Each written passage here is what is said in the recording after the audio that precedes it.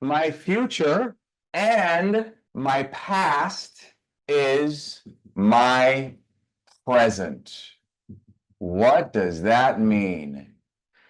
Here's what I'm going to share with you.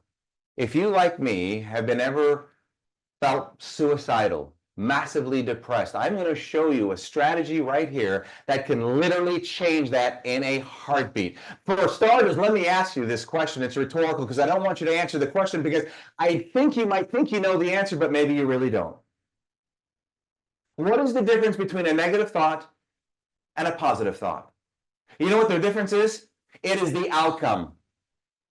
I'm not a big positive thinking person because positive thinking is like spray paint on rust. It does not last long. So let me illustrate this. So what does it mean? My future and my past is my present. What this actually means is, so here we are here, and we've got a little conjoined head going on over here.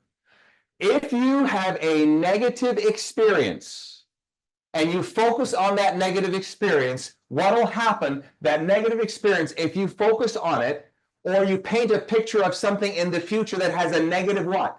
A negative outcome, or you think about something in the past that hurt you, was painful, something that you lost, you will take that negative experience and it will cause you in the present to feel discouraged, sad, or depressed.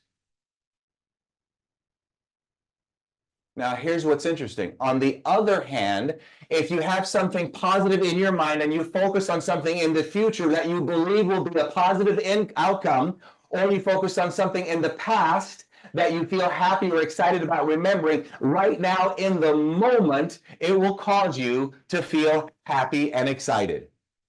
So, Gary, what you're saying is that every emotion I experience right now at this moment, that I can control that present emotion based on what I'm looking at in the future in my mind or something in the past that I've looked at, positive or negative. That's exactly what I'm saying. But now watch this. These negative or positive, what do they actually do? They actually create a feeling. They actually create a feeling. Now, how did you get that feeling? Listen closely. Come a little forward. I want you to listen closely. Can I see you bend forward? Come a little forward. You made it up. What? You fabricated it. It was all made believe. Oh my gosh. Yep, it sure was. I saw this little girl on a TikTok video and she was just crying and crying and crying. She says, "Where's my worm, Mommy? Where's my worm?" And Mommy says, "The worm's right there." And the little girl looks around, but there's a worm. And all of a sudden she stops crying. Her future got bright. Here's the bottom line. When you look at something that's negative in the future, that you cannot have an outcome, I don't know how I'm going to make this work, I don't know how this can happen, I don't know how to get out of this, in your present, you are going to create an emotion, and you created that feeling. You fabricated and made it up. But here's what I want you to do. When you're happy and excited, I want you to acknowledge that, you know what you did? You made that up too. So I don't want you just to focus on how to fix the negative. I want you to understand how you got the positive. So then if you can focus consistently and understand when you have a positive, exciting emotion that you made that up, then wait a minute. Maybe that sad, depressing crap I go through sometimes, oh, I make that up too.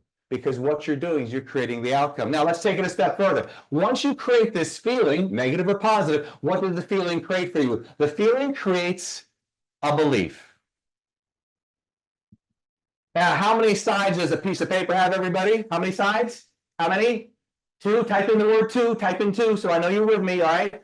So then how many sides does the belief have, everybody? Keep typing it in. It has 2 sides. What are the 2 sides that the belief has? Here it is. Faith and doubt. Faith and doubt. So, what is faith?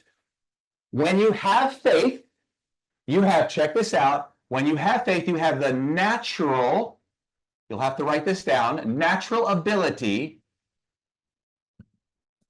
to take action. Oh, wow. So when you have faith, you have the natural ability to take action. How many of you enjoy having the natural ability to take action? Can I see a show of hands? You don't have to listen to exciting music. You don't have to get all excited and have to read this and read that. You just have the natural ability to take action. Now, let me ask you this. How did you get the natural ability to take action? You created a what? Type it in. A belief. Type it in. You created a what? A belief. How did you get the belief? From a what? A feeling that you created from a negative or a positive experience. The choice is yours. Let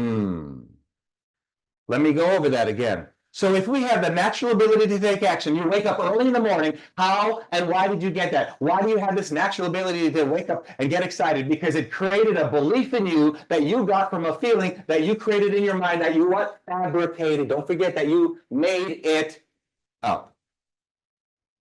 Here's an example. Let's say that you work 5 days a week, and I tell you what, Thursday morning at 4 a.m., I'm going to pick you up in my jet. I'm going to come to your closest airport, and I want you to be ready at 4 a.m. I'm going to take you to my sponsor, Sandals Resorts in the Bahamas, and we're going to spend 4 days and just brainstorm together and just have some fun.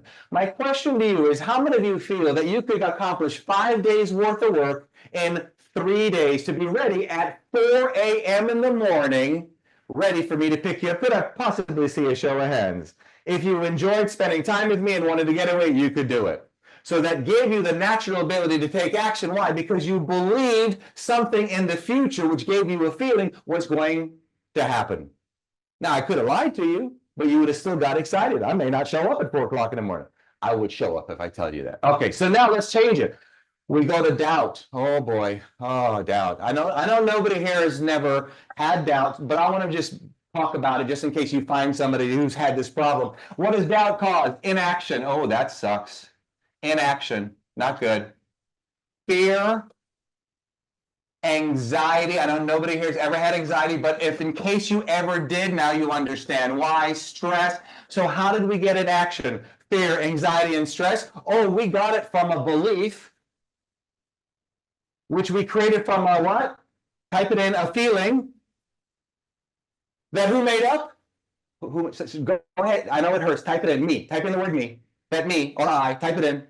That I made up from a what? A negative or positive of something you looked at in the future or in the past. Period. End of story.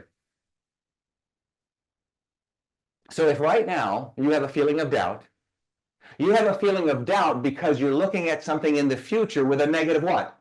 Outcome. That's it. That's all it is.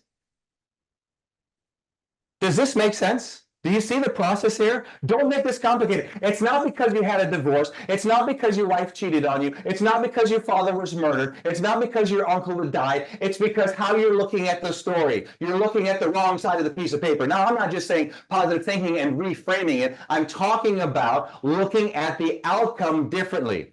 And when you have the ability to take a negative feeling because of a negative outcome in the past or the future, and in real time, change it in real time, it can be said that you have learned to play games with your mind instead of your mind playing games with you.